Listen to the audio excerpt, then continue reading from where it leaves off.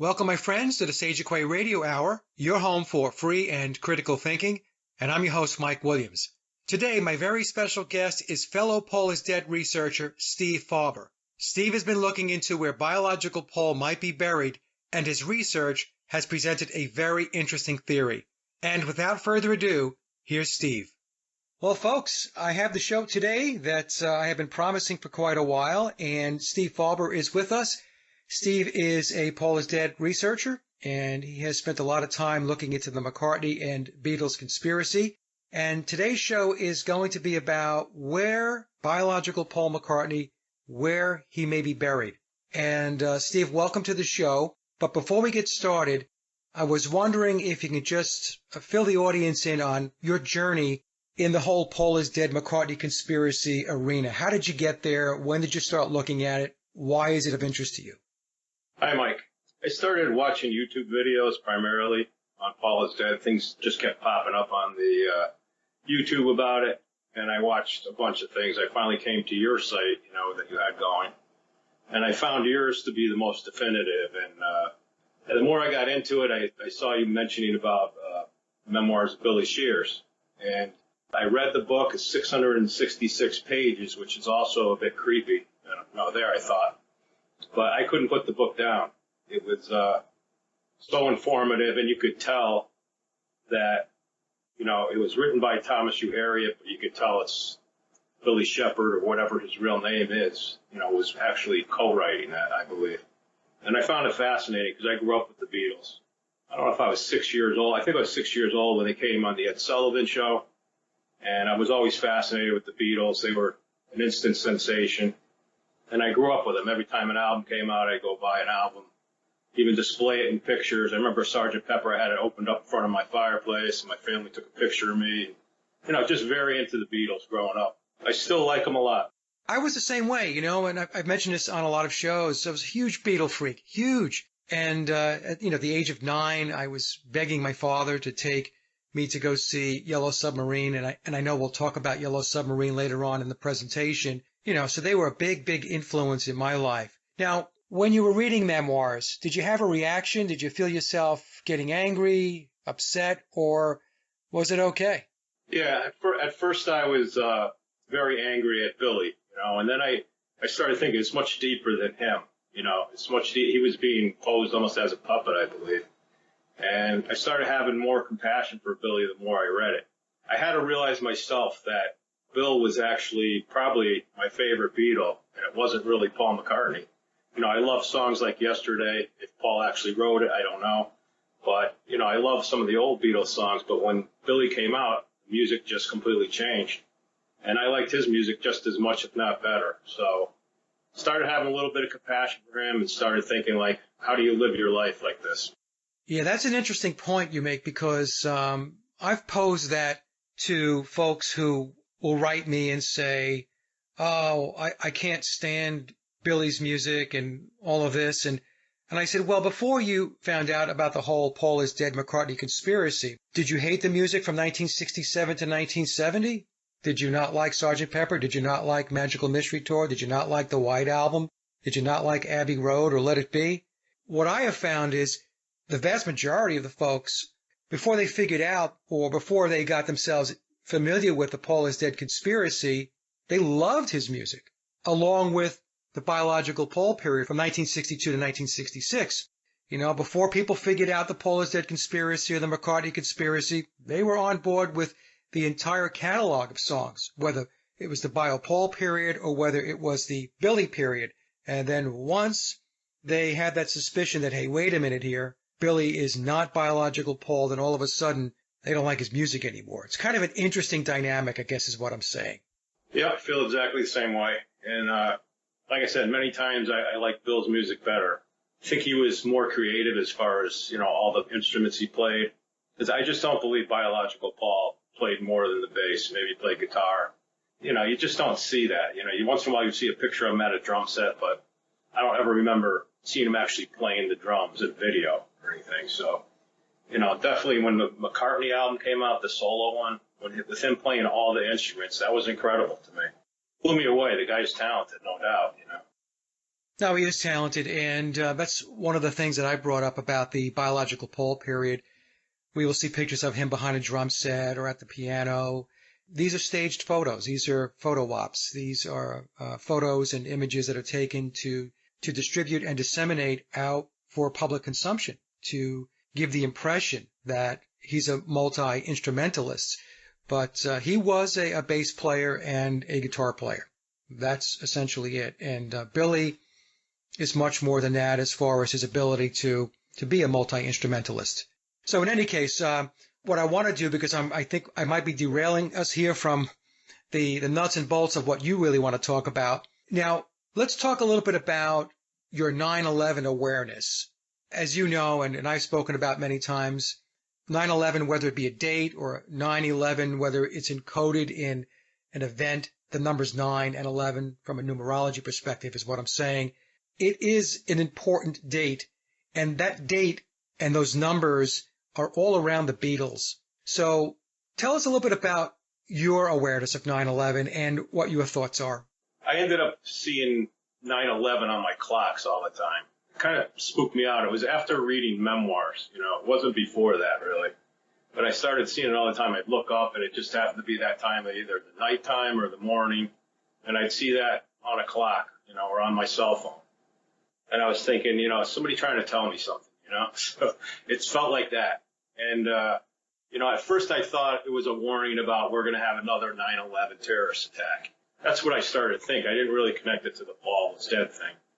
And then you find out that's the day he was supposedly, in a car crash or murdered or whatever it was. Ends up being the same day. So part of me thought, it felt almost like, it sounds real strange, but I felt like Paul's reaching out for me from the grave to get his word out, to tell certain things about what happened.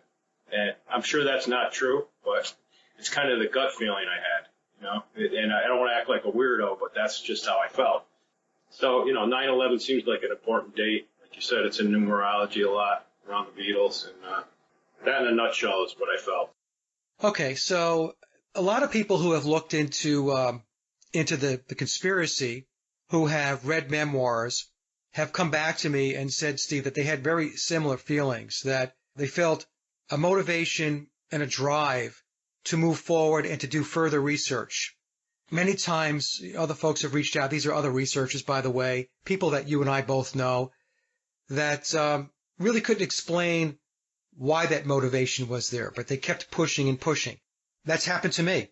I'm going to be very honest. When I did the first show back in September of 2016 with Sophia Smallstorm, I fully expected that was going to be my first and last show on the topic.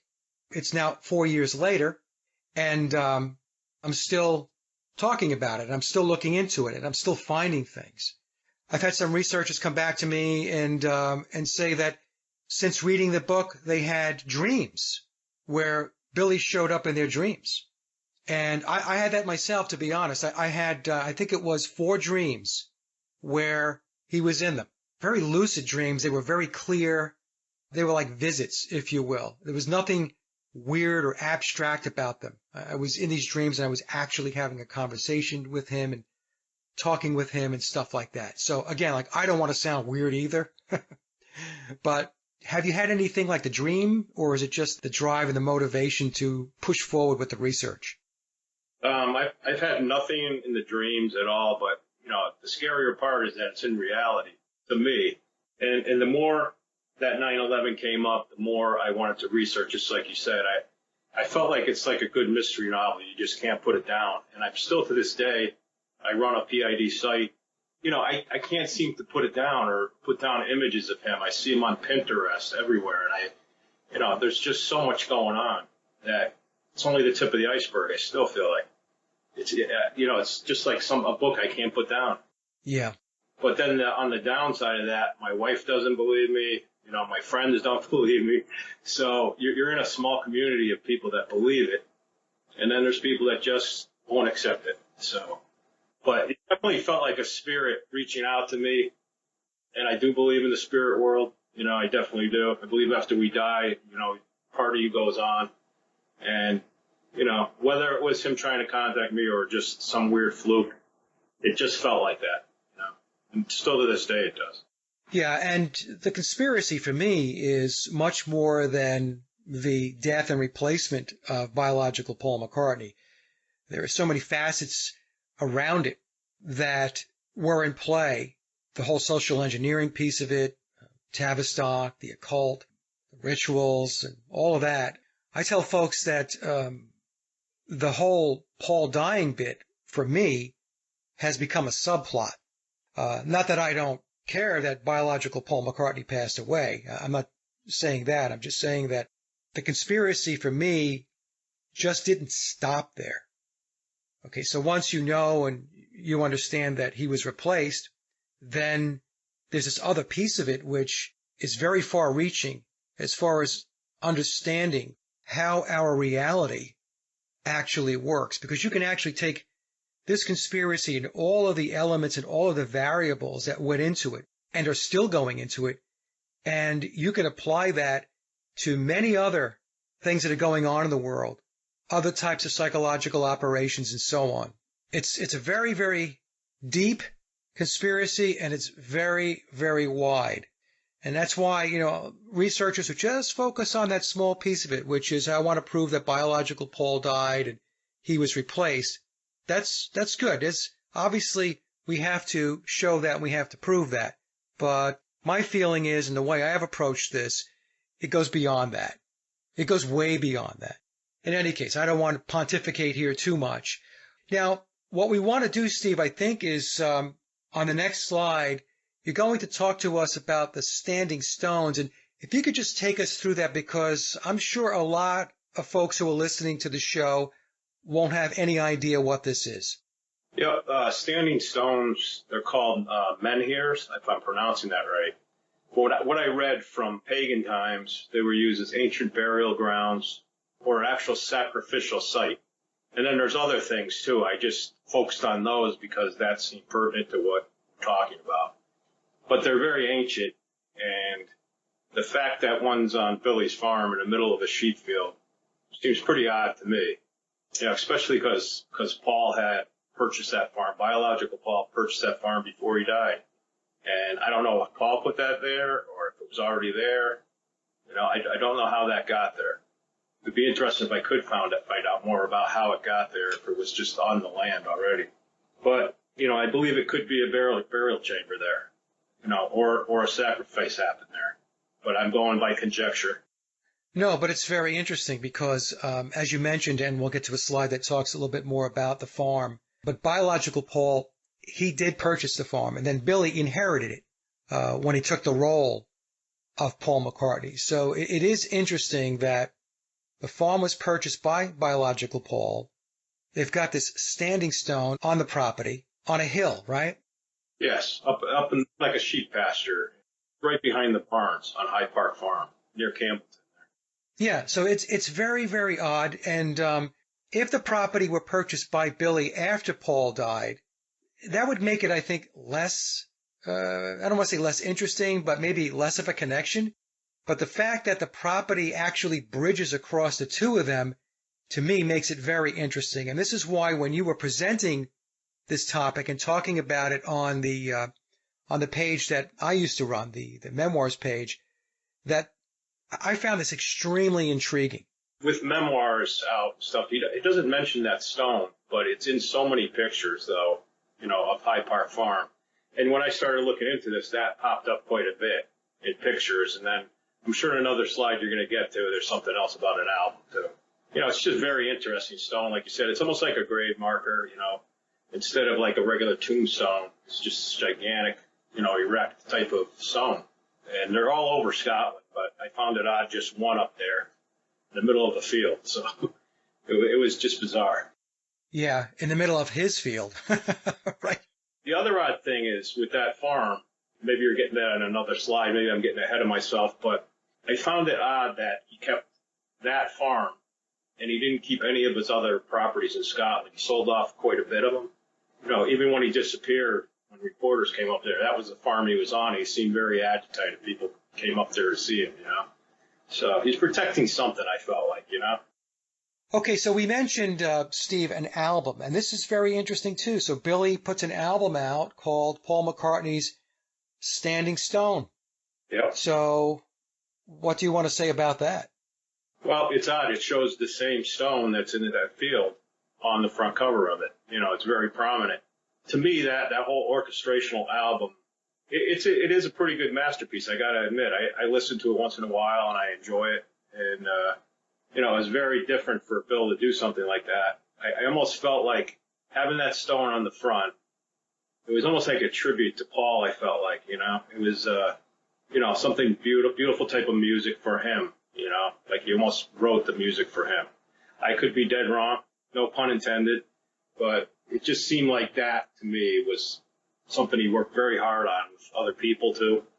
And it seemed to represent that he was with the standing stone on the cover. I just felt like a tribute to Paul. You know, that's what I felt. Yeah, and this album speaks volumes about Billy's musical talents and his ability to score music. So let me just, folks, from the slide here, and this will be included in the show. Standing Stone is Paul McCartney's second full-length release of original classical music, coming after 1991's Liverpool Oratorio, and was issued shortly after the release of Flaming Pie. The world premiere performance was held at the Royal Albert Hall on October 14, 1997. The Standing Stone project was composed out of a long poem McCartney authored to describe the way Celtic men might have wondered about the origins of life and the mystery of existence. And Billy used a personal computer and software to help compose, and it was recorded by the 80-piece London Symphony Orchestra, a 120-member choir, and conducted by Lawrence Foster at EMI's Abbey Road Studios. So, again, Steve, like you said, it does appear that there is some kind of reverence to Paul with this album. I would agree with you on that. And then aside from that is the work that Billy did as far as putting it together, writing the music, scoring it, working with the London Symphony Orchestra does give us a taste for his abilities. Would you agree? Oh, definitely. Yeah. And wanted to ask you if that date at the Royal Albert Hall, 14th of October, 1997, is there any numerology to that, or did you not? Maybe you didn't check that out. I just wonder if there was. Well, 14 October is 1 plus 4 plus 1 plus 0, which is 6. Okay. There's always something with the dates, always with Billy. So let's go to the next slide, Steve, and the slide is titled Paul McCartney Purchases High Park Farm in Kintyre, Scotland. Of course, Billy wrote the song Mull of Kintyre, which is kind of an odd song for an Englishman to write. Yep. Again, here, let's talk a little bit about this because we've already mentioned this, but we'll get into some more detail. But the farm was purchased on June 17th, 1966, prior to the death of biological Paul on September 11th, 1966. So, yeah, just tell us a little bit about what's going on here. Yeah, that's correct. I guess Paul, from what I read, was advised to do it for tax reasons, tax write-off. Found it kind of odd, and I read that Jane Asher was pushing for him to do that too. Other than that, I don't have a lot more details on it, but I believe biological Paul was only there like one time from what I've read and seen pictures of. I think there's a picture of him in a football shirt, which I don't have on me, but I think it shows him and Jane Asher on that farm. Well, again, I think this is from the Beatles Bible, if I'm not mistaken. That's the source. I'll put the link down below. But the 3-bedroom farmhouse had an asking price of £35,000 and came with 183 acres of land. That's a lot of land. It is, yeah. And it was previously owned by a local farmer, Mr. Brown, and his wife. You know, the point here is the fact that this farm crosses over both biological Paul and Billy. And it is strange that we have this standing stone right smack in the middle of the farm. There's also a triangular, almost like pyramid-shaped garden that looks like in front of the standing stone. I think you have it in that slide. And, you know, that when you think Illuminati or whatever, it shows that pyramid. And, you know, I don't know if that has any meaning to it. I just thought I'd point it out. You know, I thought that was interesting because I don't see many. I'm actually in the horticultural field, and you don't see many triangular gardens planted, you know. It's just usually not the case. So I thought that was kind of interesting, too. Yeah, well, I wouldn't discount anything with Billy. Yes, so now here's an interesting tidbit here. So Billy does a song with Elvis Costello, and it's called Shallow Grave. Yeah, that's correct. And I was blown away as I started to see all this stuff. I just kept hunting and Googling different names of things, and that pops up, And, it was fitting with what I was working on. And the words to the song are just incredible. I don't know if you want to read it there, if you've got the time to do that, but it's incredible words in it even. It even mentions about the Fabulous Five, which I don't know if that means all the four Beatles plus, Paul McCartney, biological Paul, Billy, I meant to say, or George Martin, but it mentions that even in the song towards the end. Pretty interesting stuff, and just the name of it is different.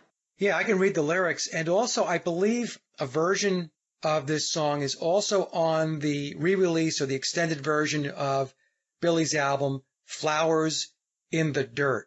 And that's another interesting album title, Steve. Sure is. Right. Okay. All right. So here are the lyrics to Shallow Grave. When I fall in endless sleep, I hope that I'll be buried deep. Let me be the one that fortune favors. Even good children got shallow graves. Throw another clown to the lions. Throw another Joan on the blaze. Cast me away on the cruel calm ocean and leave me for days and days and days and days and days. I won't lie in this poor shallow grave. I won't lie in this poor shallow grave. Dig me down deep where the dead men sleep. I won't lie in this poor shallow grave. Bless the poor, 'cause like the rich, they all end up in a ditch. In this world of fools and knaves, even good children got shallow graves. The tinker, the tailor, the fabulous five, nobody gets out of this alive. Dig me down deep where the dead men sleep. I won't lie in this poor shallow grave. Dig me down deep where the dead men sleep. I won't lie in this poor shallow grave. And then it goes again. Dig me down deep, dig me down deep, dig me down deep. I won't lie in this poor shallow grave. So that's very, very interesting, especially the line, the tinker, the tailor, the fabulous five, nobody gets out of this alive. So who are the Fab Five? Yeah, I don't know what reference that was to, if it's Bill in there, or if it's, like I said, George Martin, I don't know. But, they always called themselves the Fab Four, Right. Just have that put in the song, the Fab Five, I thought that was kind of interesting, too. It's a very good song, too. I happen to like blues music, and I really liked it. I had never heard that song. And then when I found it, it was pretty amazing. I thought it was good. I like both artists. I like Elvis Costello and him, so. Yeah, and what's interesting, Steve, is when I explain to folks about how to understand this conspiracy, the McCartney conspiracy, the Beatles conspiracy, the clues are not found in one place. That's the thing. And they're spread out all over the place.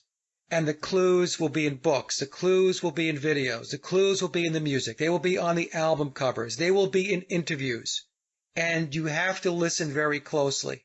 That's how you start pulling the pieces in. A big mistake some people make is that they believe that there is going to be one source which is going to spell it all out for them. And that's just simply not the case. How did you even get a semblance of looking at this standing stone? I mean, what triggered the thought for you to say, you know what?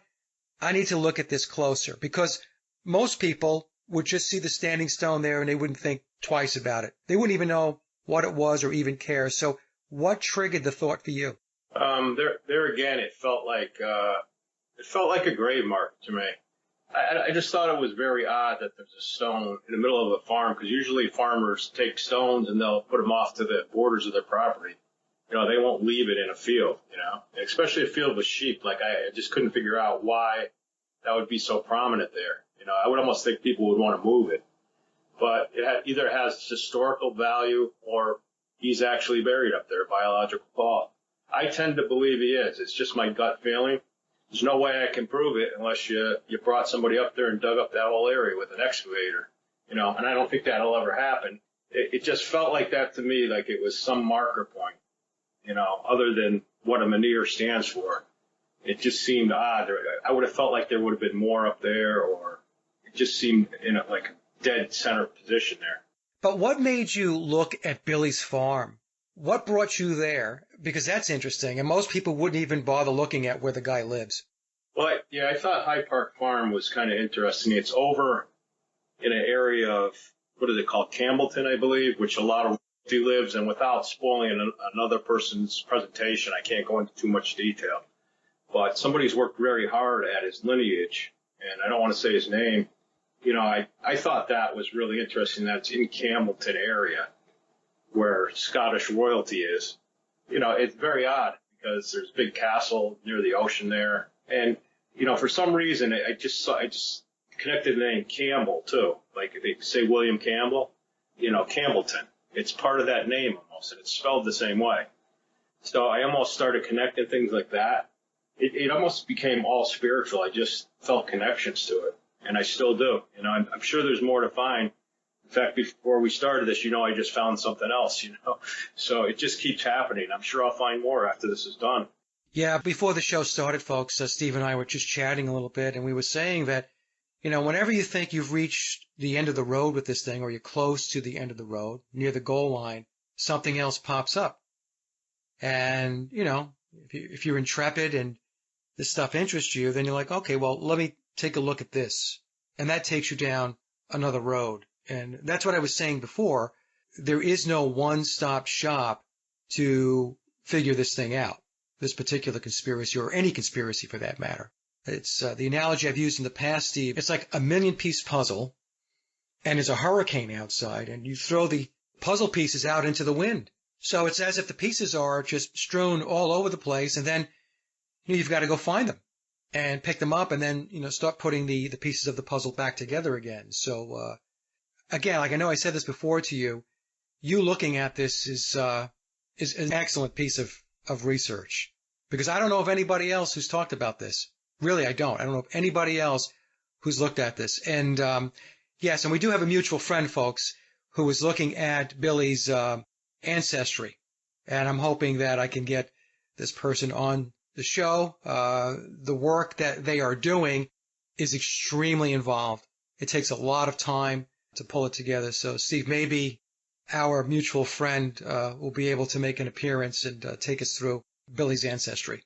Yeah, I'm sure he will. And you asked about the farm also, and he was the one, which I don't want to mention his name. I don't think he wants to mention, Yeah. But he tipped me off. He sent me a video of where I got, another slide coming up about that farm. And it shows like a whole music video, which I'm sure you'll be able to maybe play it on there. I don't know if you can or not, or maybe just the excerpt, Yeah. He tipped me off on that, and he saw when I was seeing about the standing stone. And it actually shows a split second of the standing stone in there, and then some other odd stuff I know you're going to get to in an upcoming slide. He helped me on that too, so I want to give him credit there. Very perceptive. Yes, and this particular researcher, folks, is very, very familiar with Scottish tradition. Yep. Okay, so I'll just leave it there. All right, Steve, so now the next slide is Billy and his family planting bulbs on the hill. And what I will do is I will play that video. I'll insert it into the show so people can watch it. Unfortunately, it's a home video, I guess, that Billy shot with Linda, so the quality isn't high definition, but I'll put it in anyway. It's at a quality level where you will be able to make out what's going on. It's just not going to be high def. So what's going on here with the bulbs on the hill, Steve? Like I said, I'm in the horticultural field. I'm a salesman for different nurseries that grow things, tree places out of Oregon, all over the place. So that really intrigued me because at first I couldn't even tell what they were doing. And the more I looked at it, it looked like flower bulbs to me. And it particularly looked like tulip bulbs. I can't tell a tulip bulb from a daffodil bulb, though. It's not close enough up to tell anything. Yeah. But to me, I feel like they were planting tulips there. And as you'll probably show in another couple of slides, there's a spade in there, which in landscaping you use that to cut a bed, to make a shape of a bed or along someplace you're going to mulch. So, that really intrigued me too. I was wondering why him and his family are up in the middle of a field planting a rectangular flower bed, and it was the shape of a grave to me. It was 6 feet long or so. It looked like by 3 feet wide. I mean, why would you plant a garden with just tulip flowers in that sort of shape on a hill in a farm? And you could tell it's out on his farm. It could be somewhere else, but, you know, I feel like it's on that farm, and I feel like it's up on a hill by the views, you see. I wish that the standing stone was shown in those photographs or the film, but it's not. But they do show it earlier. They show the standing stone earlier in that video. Okay, so I'll play that clip, and it is interesting that when I say they, Billy and Linda, are spending so much time dedicating themselves to doing this planting or whatever it is that they're doing. So obviously this is of importance. And when I watched the video, Stephen, correct me if I'm wrong, there doesn't seem to be a whole lot else going on around where they're working. So in other words, it's not like they're in a flower bed. No, absolutely not. It's up on a hill. The only thing, both my parents passed away, and, I planted things at their grave, not in that sort of shape, it might just be a few flowers here and there. I thought that they were planting it. It shows his children there, too. Yeah. As kind of a remembrance of Paul, it's almost kind of a loving type of memory. They're planting something to dedicate something to him. That's what I connected in my mind. Whether I'm right, it's just conjecture. That's what I feel like they're doing there. They're doing a memorial to him. And it's something that comes up every year. It's like a rebirth with tulips. They come up, they die, and then they come up again. And it's a rebirth every year. And to have it in that shape, I actually wanted somebody I know who lives over there. But then this COVID thing happened. I wanted that person to go to the farm. They live very close to there. And do some kind of drone footage to see if tulips were up around the time of the year they bloom. And unfortunately, we couldn't get that because of COVID, unfortunately. So, yeah. But that would have been a smoking gun to me, to have a rectangular field, because bulbs just keep coming up for eternity. They're not going to die. They just keep coming up. Very interesting. And on the next slide, we have a little collage here. This is something I think you posted up on Facebook.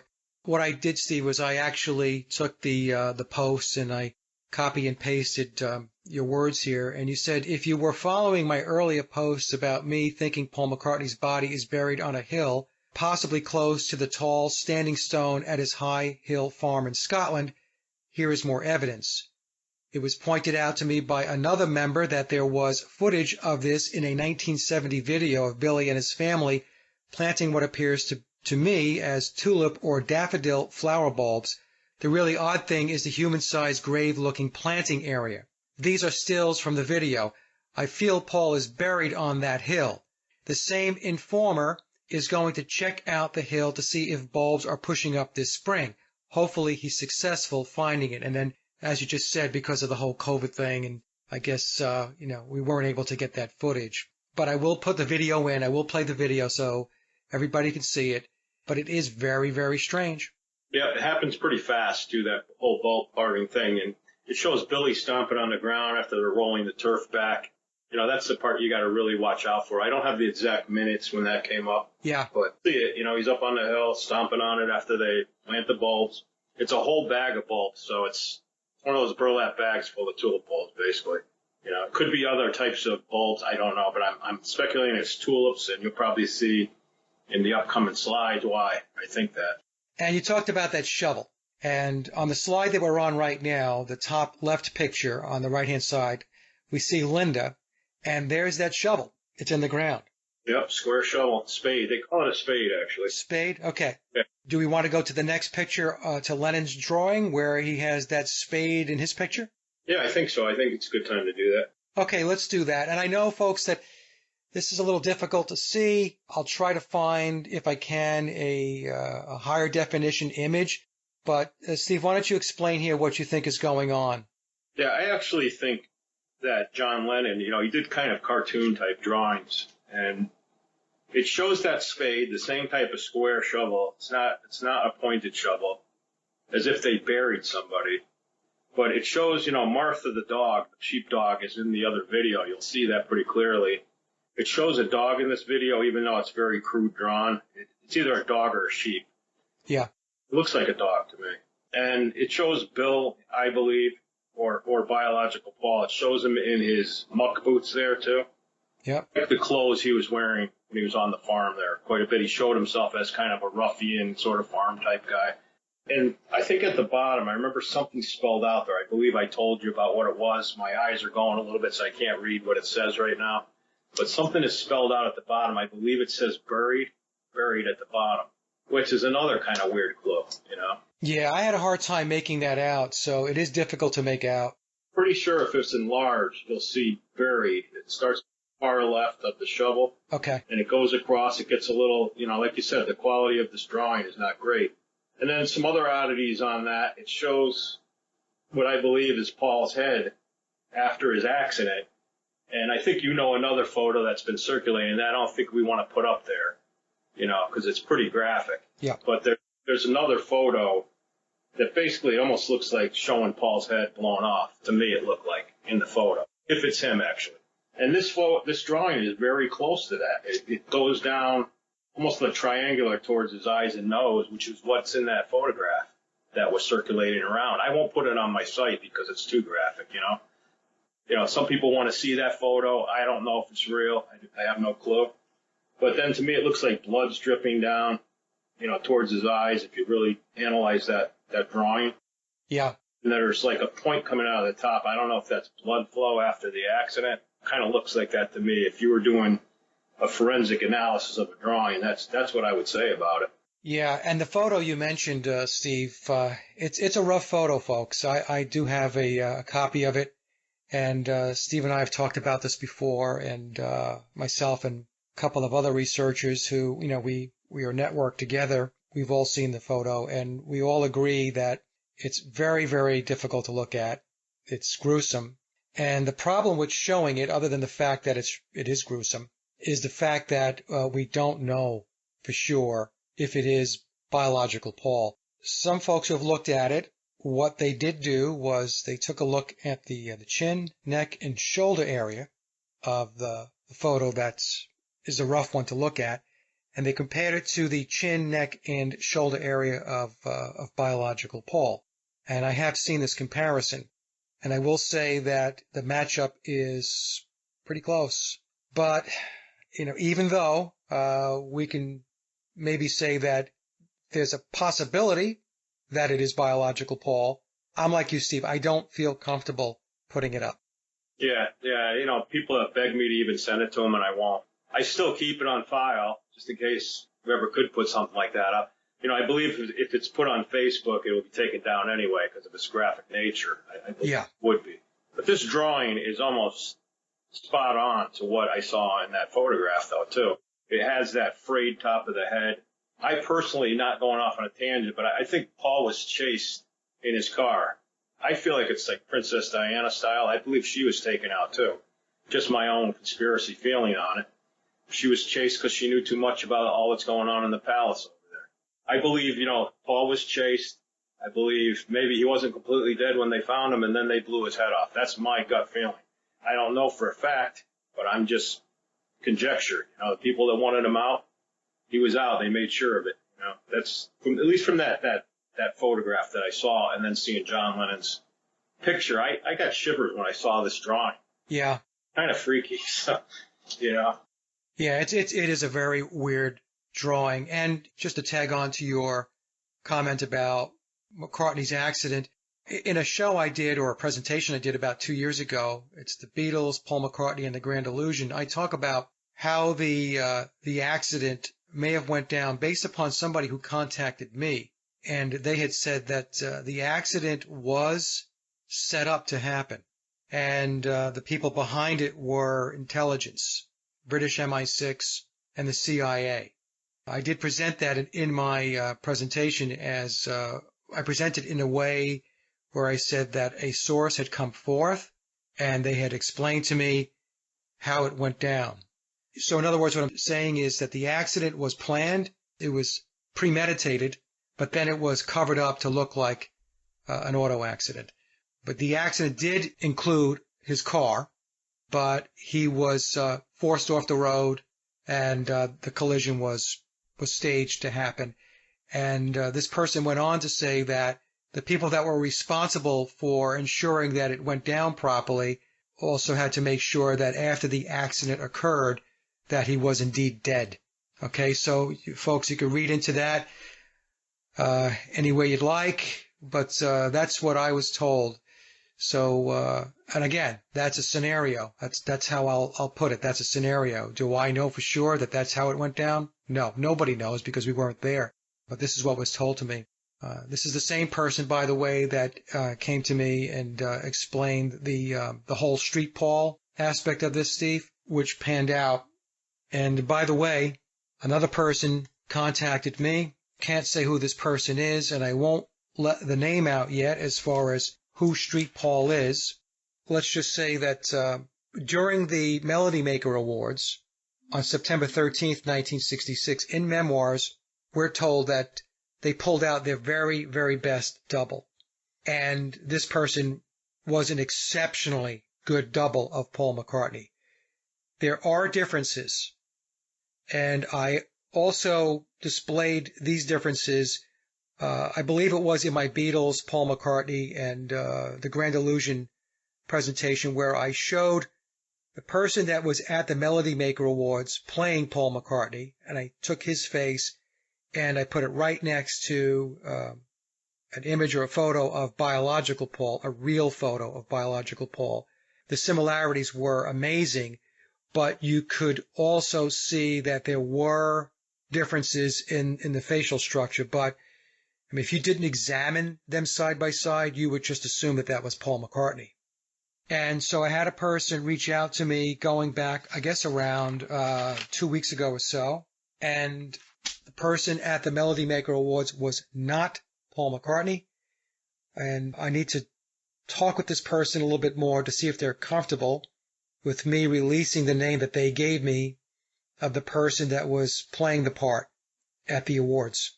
So that's late breaking news, by the way, Steve. This, like I said, I was given this about 2 weeks ago and haven't gone anywhere with it yet. But the reason why I'm bringing it out on this show is to kind of fill in some of the blanks that people have had with watching that footage. Because, like I said, when you do watch the Melody Maker Awards, most people are assured that that's biological Paul McCartney. And as it does state in Memoirs as well, it is not biological Paul. But unlike Memoirs, this person stepped forward and gave me that person's name. But I can't go anywhere with it yet as far as the name of that person until I can clear it with my source.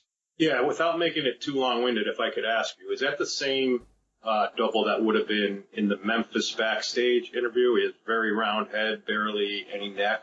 I don't know if you know which one you know that I'm talking about, but it's... Yeah, I do. This is the one where he has kind of like a bowling ball head, right? He does. It's very round, and then there's somebody else put a video out on that, and then it shows Billy like a year later. Yeah, I go back and forth, Steve, with the Memphis Paul. His face does appear rounder. He's clearly wearing a wig, and he does look smaller in stature when we compare him to the other Beatles during the interview. On the other hand, he has the scar on his upper lip, like Paul did. But then again, as it's explained in Memoirs, scars and moles were surgically added to Billy. So who knows?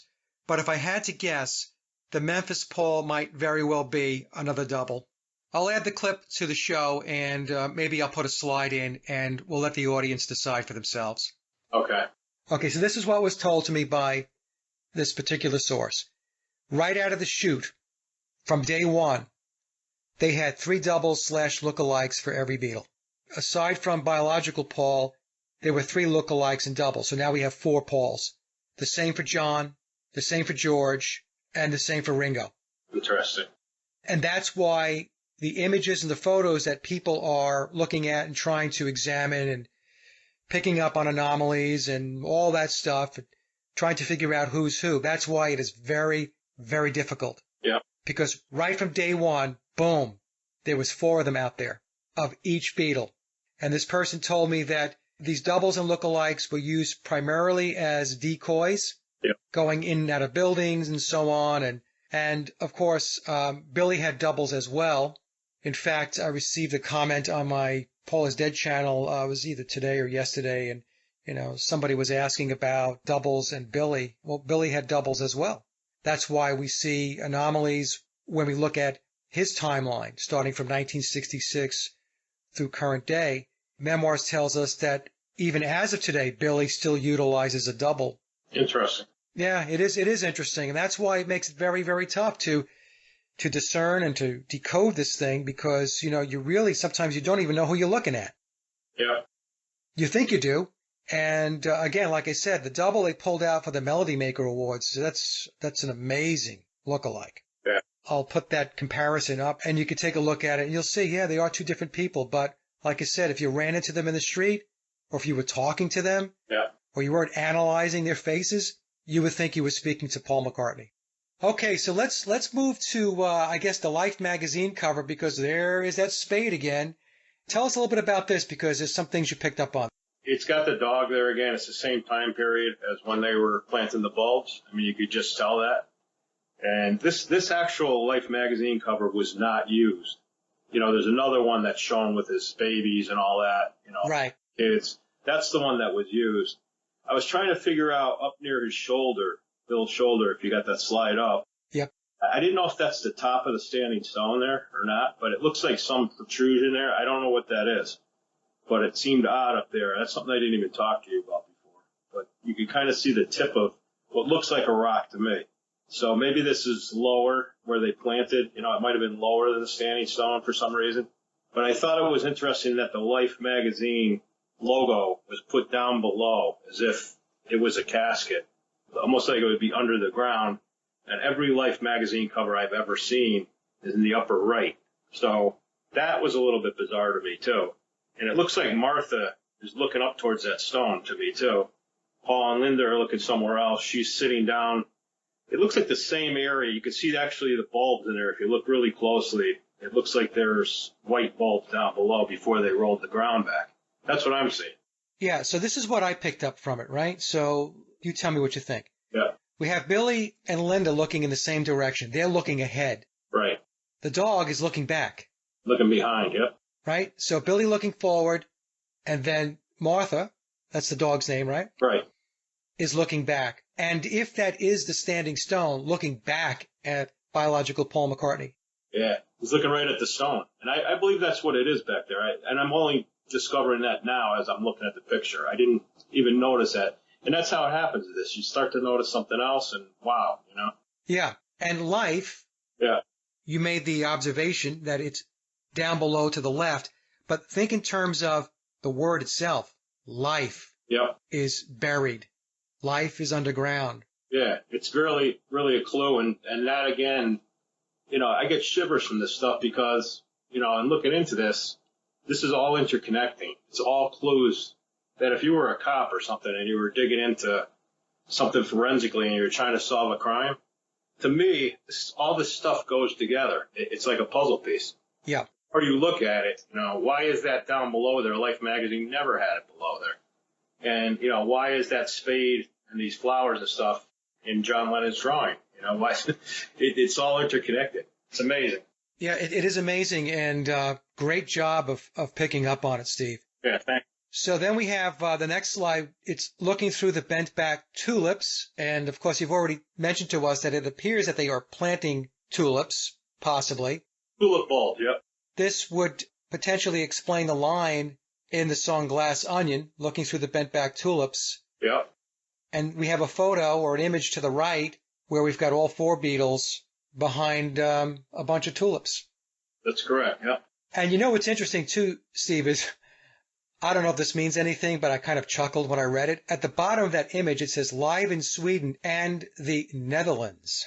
Yep. The dates 63 and 64. So. Yeah. And that it has Billy's face in the picture too. Maybe it is biological Paul. I couldn't really tell on that picture. Yeah, it's hard sometimes to pick up on it because so many of these images were blended. Yeah, manipulated, yeah. Boy, there are so many out there. Folks, they have been manipulating images since day one. Yeah. Now, in Memoirs, it tells us that if you want the true pictures of Paul McCartney, biological Paul, then you have to use the album covers. That doubles and lookalikes were not used when they were doing the photo shoots for the album cover. So I guess the best thing to do would be not only to look at the official album covers itself, but maybe even look at the alternate album cover photos that were taken, because whenever they do photo shoots, it's not just one photo, right? Right. So they take a bunch of them and then they decide which one they're going to go with. So anyway, so yeah, so looking through the bent back tulips, and again, Steve, as you said, little clues here and there, right? So looking through the bent back tulips, that line by itself, a lot of people don't give it any thought. They just think it's kind of, it's the imagery that Lennon used in a lot of his writing of lyrics, or at least that's what we're told, the official story. He liked imagery through lyrics. Yeah. And so we can chalk it up as that, or we could tie it back to what you have shown us, which is planting tulips at what appears to be a gravesite near a standing stone on his farm in Scotland. Yep, you fit it all together. And, if you're looking through the bent back tulips, think about that. If Paul is buried under there, and if you could actually see as a dead person, looking through the bent back tulips means he's underneath, because the tulips will be bending from that perspective. It's from the bottom, it's not from the top. It's not looking at, it just seems like that's what they're trying to say. He's under the bent back tulips. And that's why when I saw those bulbs and everything being planted, I just wish we could get a drone up there at some point. I'm hoping the guy comes through for me eventually. It might not come out in this video, but maybe something future. I'll be able to see if there's reddish colored tulips, or like the color of the tulips in that album cover. It would be interesting, because I think that would be what you would find up there. Yeah. So let's go to Yellow Submarine. And this is something that, I know of. Yellow Submarine, the movie itself, folks, is loaded up with all kinds of occult symbolism.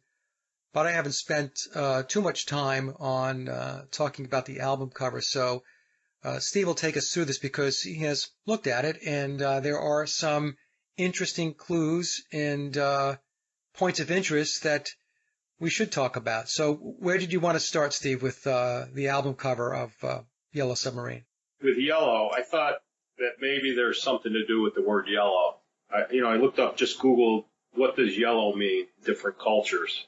It says on one hand, yellow stands for freshness, happiness, positivity, clarity, energy, optimism, enlightenment, remembrance, intellect, honor, loyalty, and joy. But on the other, it represents cowardice and deceit. A dull or dingy yellow may represent caution, sickness, and jealousy. But deceit really stood out to me there, because this whole thing is deceit. It's deceiving the public. Many of us believe something that isn't true.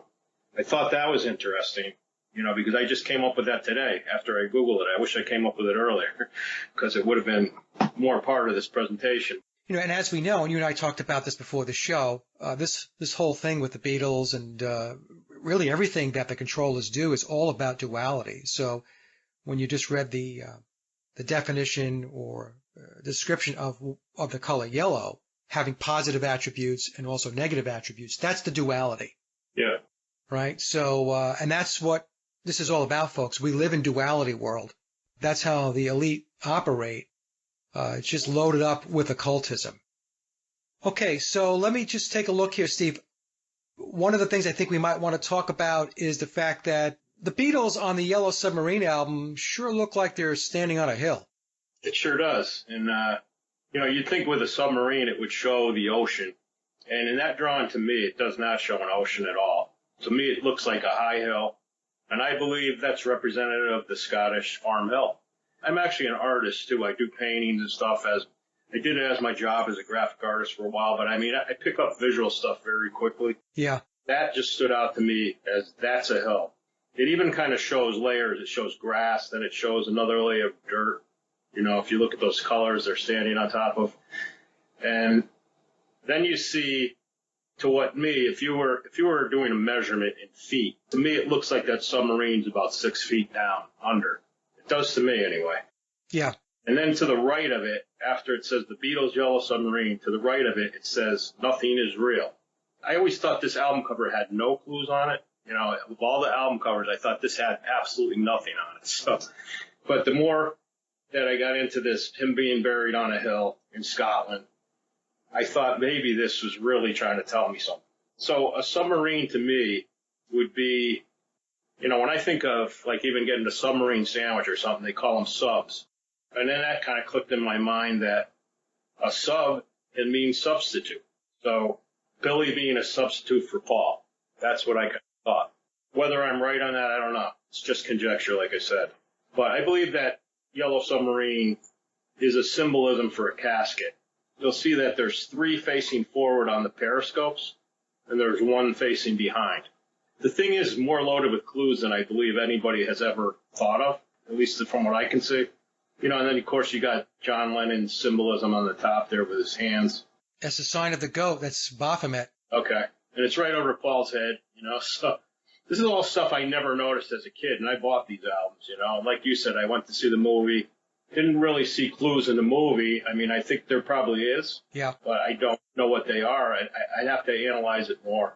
But I definitely believe that that's showing them on a hill in Scotland, basically.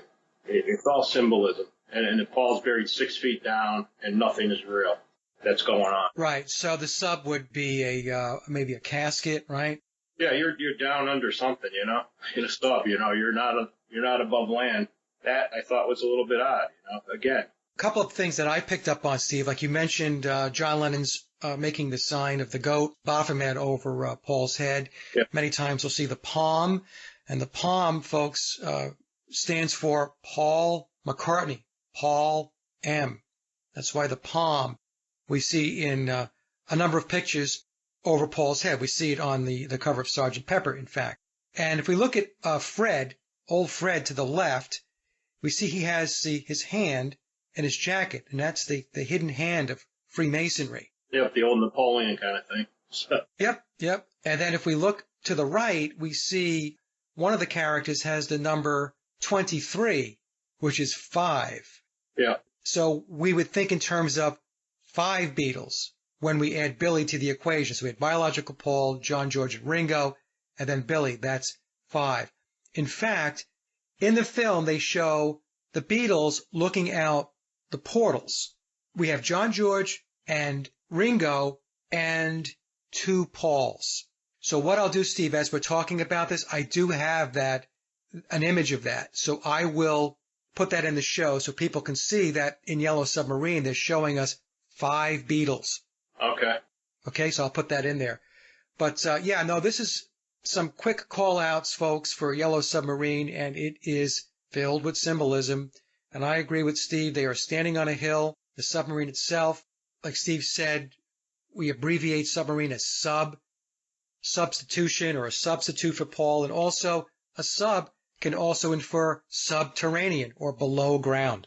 Right. And then if you put that word in the color yellow, you put deceit with sub, a deceitful substitute, right? Right. I get into this stuff, but, whether it means anything, I don't know. But that's what it stands out to me as being. Yeah, well, I could tell you, Steve, that I think it means a lot more than you might give it credit for, or some of the folks listening, because one of the things that I've noticed in spades doing this work is that everything is a clue. Everything's encoded. Everything has some esoteric meaning. There's some mysticism. There's some occultism. It's throughout. Yeah. This entire conspiracy. And, what might seem ridiculous to most people is not ridiculous for those of us that are looking at it and do have an understanding of how these clues are encoded. Yeah. Don't discount anything. Could we be wrong on certain understandings or what we're putting together? Of course we can be. But what I have found is that, when you start to look at it the way you're looking at it, and the way others, myself, are looking at this thing, that's how we begin to solve the puzzle. Some of these things we might discard and say, okay, well, it didn't lead anywhere. But in other cases, these strange connections that we think we're making actually pan out. Yeah, I believe you there. And I've noticed that in that drawing, it shows Paul directly above that submarine, too. Yep. Above the periscopes. He's kind of dead center to that. And he's the same size as Ringo. Now, it looks like Paul's the smallest guy there with Ringo, So, kind of odd. And Paul was a small guy. Yeah, no, he wasn't a tall guy. In fact, the way they made him look taller was there was, trickery used with the way they took the pictures and the way they positioned the camera. I mean, they had techniques that were in play to keep the deception alive and well. Speaking of deception, I think this is our last slide. It's been a fabulous discussion, a lot of fun. These are two images, and even though it doesn't have anything to do with where biological Paul is buried, they're still very interesting images. So tell us what's going on here. Showing biological Paul on the left, who we call Billy on the right, who other people think is Paul McCartney. But, it just doesn't match up. You can see his eyes higher, the ear level like you put on there. There's a lot that's different, the way the eyebrows go. Yeah, just the shape of the face. Billy has an elongated face, whereas Paul had a rounder face.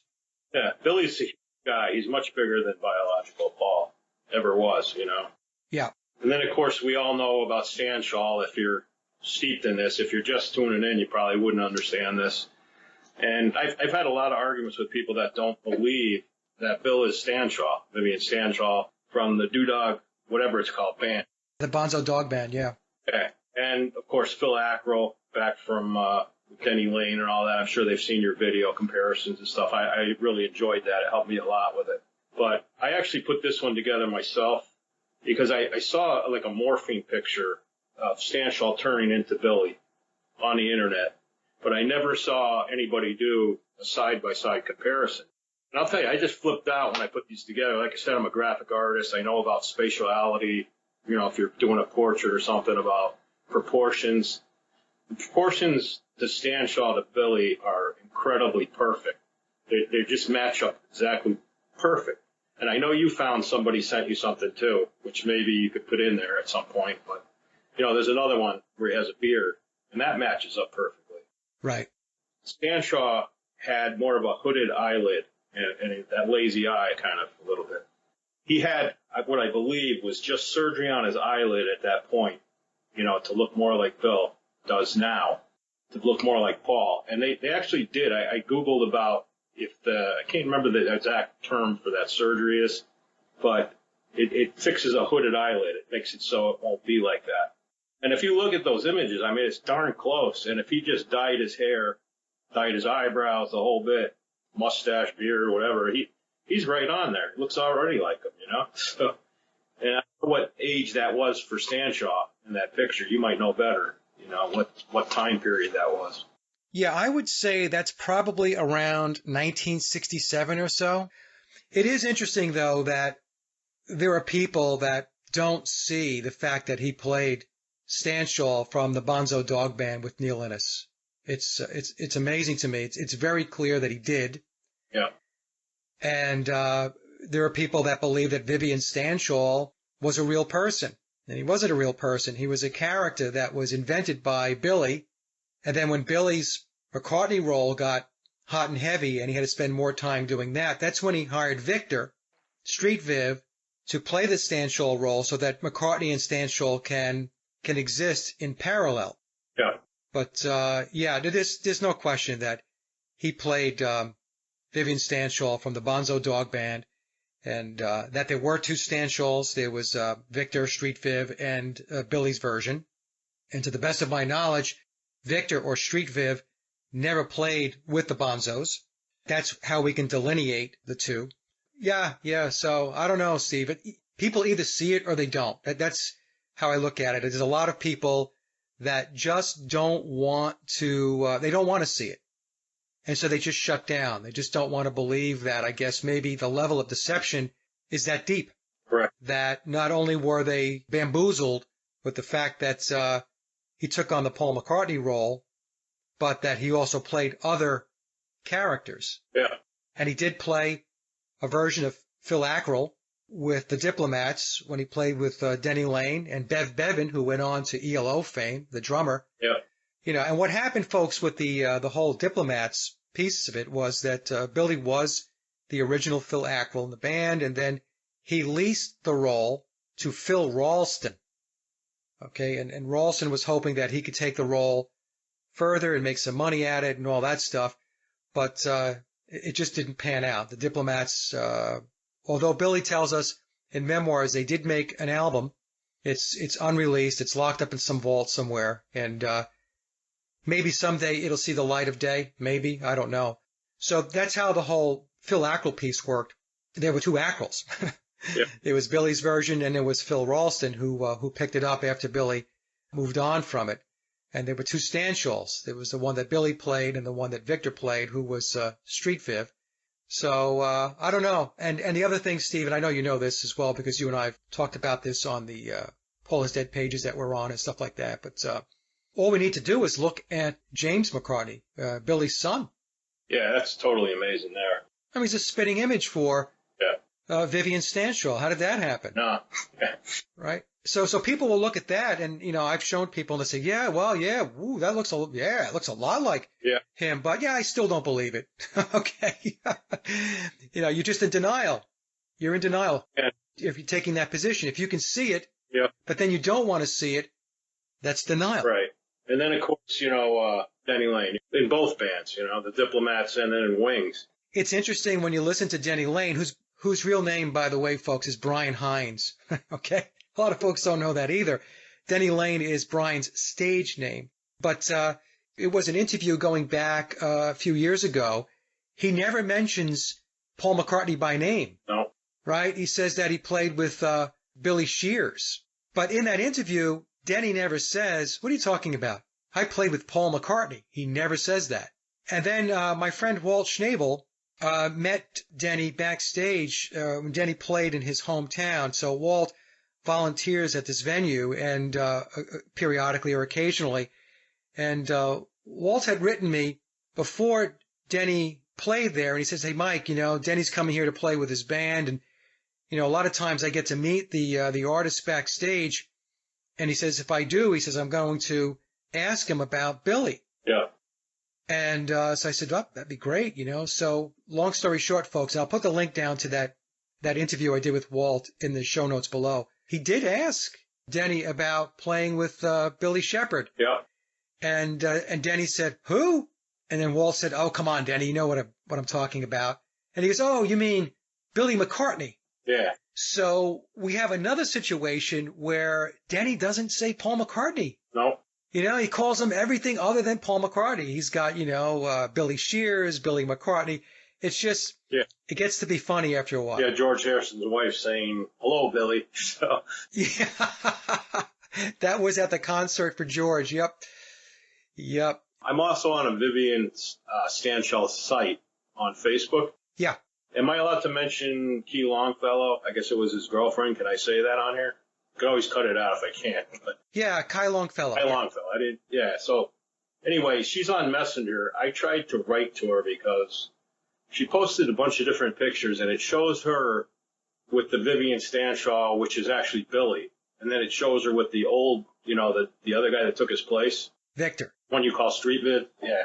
Yeah. So it shows her with both, and I just happened to write her a message. I really didn't expect her to answer me, and of course she didn't. She kept silent, but I wrote her and wanted to know, why she was with both. Why with Vivian Stanshall, the young version and the old version. So even then they were trying to hide stuff that way too. It was really bizarre. So, but she didn't answer me. I kind of hoped she would, but she is on Messenger and she probably gets asked stuff like that a lot. Just finds it annoying or can't say anything. Yeah. Add that in. So, but if you need to cut it, I understand. No. Actually, it's good to talk about this a little bit. So, I released my video going back, I guess, about a year and a half ago, 2 years ago. I lose track of time sometimes with this stuff, but it had to do with analyzing McCartney, Stanshall, and Ackrell. And in that presentation, I had shown that there were indeed two Vivian Stanshalls. Yeah. There was Billy's version, as you mentioned before, Steve, who played with the Bonzo Dog Band with Neil Innes. And there was Victor, who I refer to as Street Viv, who was married to Quay. Mm-hmm. And when that presentation was released, I was told by somebody who was on that page, things got really quiet for about a week. And then after about a week, some people were all up in arms and they were very angry and upset with me for putting that video out and I was crazy and all that stuff. But from what I understand, not a whole lot from Quay. So when I do this work, in particular when I was doing the Stanshall piece, I'm never looking to hurt anybody. Right. I'm just taking a look at what's out there. And if somebody is a public persona and they're making records and they're making movies and all that stuff, it's fair game, especially when you come across evidence that there were different people playing the part. And so, so my response to folks who get upset with me when I had put that presentation out about Stanshall and Ackrell and all that is don't get mad at me, because that information was revealed in Billy's book. It was, yeah. That's why I kind of asked her, hoping I get some little answer, but she's just not allowed to say anything, I guess. Yeah, the information was put out by Billy himself. Billy is the one who spilled the beans and let the cat out of the bag. Right. Not Mike. Mike just read the book and then said, let me see if I can substantiate this. Is this true? Right. That's all I did. And so when I went about my work, I confirmed, I believe, validated the fact that Billy did play a version of Stanshall and that there was another person playing the character that Billy hired who was on Billy's payroll in order to, like I said before, to allow the McCartney and the Stanshall character to run in parallel. Yep. So, again, so I just want to put that out there because I am sensitive to the fact that Quay was married to Victor, and that was her husband. And, he built a career around the Stanshall character. So I don't want to get in the way of that. That's why, to be honest with you, Steve, when I put the presentation out, I just put it out. Yeah. I wasn't banging a lot of drums about it. Yeah. Yeah. If I really wanted to push it, I could have continued to really market it and all that stuff, and I didn't. I put it out there. I kind of slipped it in under the covers, if you will, so that it wouldn't make a big splash, because I am sensitive to the fact that, that was her husband and she's still here and they've got children and everything else. So, like I said, I didn't want to make too much of a splash with it. Right. But that being said, again, I'll go back to this. I know I'm repeating myself. If there's a bone to pick, that has to go back to Billy. Yeah, no doubt. I didn't write the book. Yeah. So. Yeah, even in this video, I'm meaning like Billy or anybody any harm. It's hunches I have. So hopefully nothing's taken the wrong way. Yeah, I don't think it's going to be taken the wrong way at all, Steve, because if they didn't want the information out at this time, yeah, memoirs wouldn't have been published. That's, plain and simple. And as we mentioned before we started the show, yeah, nothing could have been more controversial than me coming out and saying that the Beatles didn't write their music between 1962 and 1966. Right. Or they wrote very, very little of it. Yeah, you proved it. Thank you. I like to think that I did prove it. So, that is about as controversial as you can get. And again, if Billy's going to show us images of his standing stone on his farm, and he's going to have an album called Standing Stone, and he's going to write a song with Elvis Costello called Shallow Grave. Right. And he's going to put an album out called Flowers in the Dirt. Yeah. Sooner or later, somebody or groups of people are going to pick up on this and start to follow the breadcrumbs, which is what you did. And you did an excellent job. So thank you. I know we're about wrapped up here, but I just want to say that I think the work that you've done here is great. It's exceptional. And I do believe there is an extremely high possibility that standing stone on his farm is where biological Paul McCartney is buried. It's possible. That's what I think. I've had other people write me and say, oh, he's buried here, he's buried there, but they have no proof of it. They're not showing any evidence. They're not connecting any dots. They're just blurting things out. And I always go back to these folks. I said, look, it's not good enough to say, oh, he's buried here. Yeah. How do you know he's buried there? It always goes dark, Steve. There's never a response, or they come back with just a bunch of gibberish. And I'm not into gibberish. You've got to give me evidence, facts, circumstantial evidence, connect dots, put logic and reason behind it. Just don't parrot or reiterate whatever it is you may have read or heard someplace else. That doesn't work. But in this case with you, you've connected a lot of dots, in my opinion. All right. That's great. Thanks. And I'm very honored to be on your show, too, by the way. Just, the stuff you've done is mind-blowing. It's great. So I feel really honored to be on the show. I really do. Well, Steve, it's my honor to have you on because you have done an excellent job with this and in other aspects of the conspiracy that you have looked at. When I told folks, when I did the big presentation, did the Beatles write all their own music? I did a lot of research. Obviously, I did a lot of heavy lifting, but there was a network of researchers that I was connected into that were also extremely good at this. And they had uncovered some very, very important aspects of the conspiracy. So it's people like yourself and a lot of other folks that I'm connected into and that I associate with that have done fabulous work and have fabulous insights, you know. So it's not just a one-man show. It's kind of like us all talking and getting together, like doing a show like this and trying to bring more pieces of it together so that it starts to make more sense or, God forbid, we actually solve the mystery. Team of detectives, basically. Right, exactly. Yep. All right, Steve, thank you so much for coming on. Pleasure. Thank you.